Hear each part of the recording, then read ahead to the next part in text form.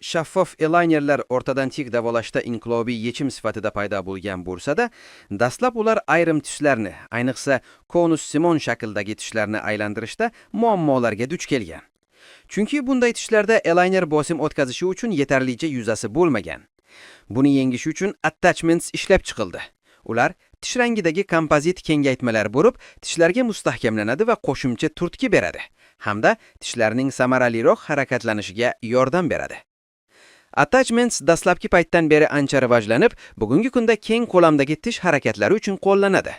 Bunga tishlarni to'g'rilash hamda butunlay ko'chirish jarayonida ildizlarni parallel holda saqlash kiradi. Aslida attachments shaffof elayner terapiyasining muhim tarkibiy qismi bo'lib, optimal natijalarga erishishda ajralmas vosita hisoblanadi. Keling, endi ushbu kichkina attachments qanday qilib o'rtadan tik davolash dunyosini o'zgartirganini ko'ramiz va ularni qanday o'rnatishni o'rganamiz.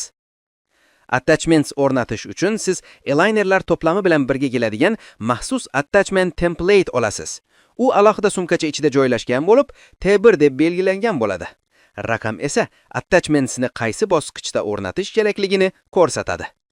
Agar davolash jarayonida birinchi bosqichdan oldin interproksimal reduksiya, ya'ni IPR rejalashtirilgan bo'lsa, avval attachmentni bond qilish tavsiya etiladi. Aks holda IPR paytidagi milk qanashi asoratlarni keltirib chiqarishi mumkin. Endi boshlaymiz. Birinchidan, attachment template'ni sovuq suvda chaying va quritib qo'ying. Keyin uni bemorning tishlariga sinab ko'ring, barcha tishlarni qamrab olishini va oxirgi tishgacha zid joylashishini tekshiring. Mana bu yerda T1 ga qarang. Shablonning tishlarning kesuvchi chetlari bilan oraliqsiz mahkam tushganini ko'rasiz. Bunday holda attachmentni bond qilish jarayonini boshlash mumkin. Shuningdek, attachmentni bond qilishdan oldin birinchi elaynerning to'g'ri o'tirishini tekshirib olish yaxshi odat hisoblanadi. Bu keyinchalik elayner joylashishida muammo chiqsa, yordam beradi. Ba'zan siz sifat jihatdan yomon olingan dasturot yoki kamdan-kam hollarda ishlab chiqarishdagi nuqson sababli noto'g'ri tushadigan shablon bilan duch kelishingiz mumkin. Bunday hollarda hech qachon o'sha shablon yordamida attachmentni o'rnatmang. Buning o'rniga birinchi elaynerni sinab ko'ring. Agar u mukammal tushsa, uni shablon sifatida ishlatishingiz mumkin. Shablonni yarmiga kesib, sinovdan o'tkazib, agar u hamon yaxshi mos tushsa, undan attachment joylashtirish uchun foydalanishingiz mumkin. Ammo agar shablon ham birinchi elayner ham to'g'ri joylashmasa-chi? Bu ko'pincha ta'ssurot sifatidagi muammo bilan bog'liq bo'ladi. Bunday vaziyatda eng to'g'risi yangi ta'ssurot olib va qayta tuzatish so'rashdir. Yana bir holat shuki, shablon butun yoy bo'ylab yaxshi tushib, faqat 1-2 orqa tishda muammo berishi mumkin. Bu holda uni orqa tishlariga bosib joylashtirishga urinib ko'rishingiz mumkin. Kompozitni qotirish jarayonida esa 4 qo'l texnikasidan foydalaning va yordamchingizdan shablonni mahkam ushlab turishini so'rang. Agar birinchi elaynerni shablon sifatida ishlatish qiyin bo'lsa, chunki u ancha qattiqroq materialdan yasalgan, ta'ssurot sifati yaxshi ekanligiga ishonch hosil qilgach, shablon almashtirish so'rashingiz mumkin. Keyingi bosqichga o'tamiz. Aniqlikni ta'minlash uchun shablonda ko'rsatilgan attachmentlar soni va shaklini tekshirib, 3D Viewerdagi attachmentslar bilan taqqoslang. Fitting va attachments analizi tugagachda, tishlarni attachment bond qilishda tayyorlash vaqti keldi. Tishlar puxta tozalanishi, polirovka qilinishi, quritilishi va izolyatsiya qilinishi kerak. Attachmentlarni kvadrant bo'ylab joylashtirish tavsiya etiladi. Ya'ni bir vaqtning o'zida 3-4 tadan ortiq qo'ymaslik kerak. Bu namlikni nazorat qilish va shablonni oson olib tashlashni ta'minlaydi. Keyin, hududni tayyorlash uchun 30 soniyaga fosfor kislotasi qo'llaniladi. Bu bond uchun mos sirta yaratadi. Faqat attachment joylashadigan qismini etsa qilish kerak, butun tish yuzasini emas. Shundan so'ng 30 soniya davomida chayiladi va so'ngra quritilib, oqsimon, ya'ni frosty ko'rinish hosil qilinadi.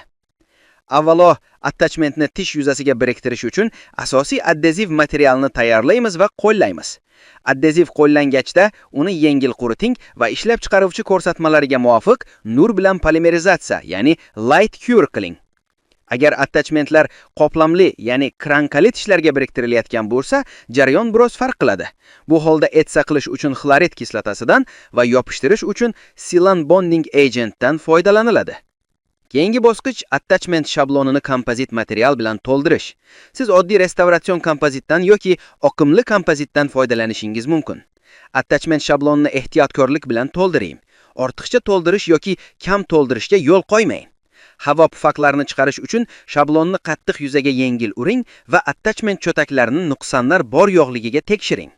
Foydali maslahat sifatida kompozitni joylashtirishdan oldin attachment cho'taklariga yupqa qatlam ajratuvchi modda, masalan, vazelin suring. Bu treyni keyinchalik osonroq yechishga yordam beradi. Endi kompozit bilan to'ldirilgan attachment shablonini bemorning tishlariga joylashtiring. U to'g'ri joylashganiga ishonch hosil qilish uchun barmoqlaringiz bilan yengil bosim qo'ying yoki bemordan paxta ruloni ustiga tishlatib qo'ying.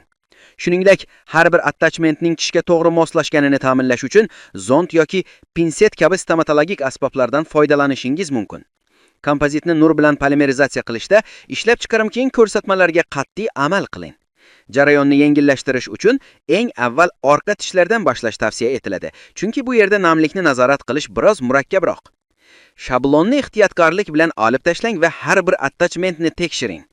Bu bosqichda attachmentning butunlay ajralib ketishi yoki qisman sinish kuzatilishi mumkin. Bu odatda bonding texnikasini noto'g'ri bajarilganligi yoki yetarlicha namlik nazorati bo'lmaganda yuz beradi. Agar attachmentlar kvadrant bo'ylab o'rnatilayotgan bo'lsa, ularni avval hech qanday attachment joylashtirilmagan tomondan olib tashlashni boshlang. Shuningdek, palatinal yoki lingual tomondan boshlash ham qulay hisoblanadi.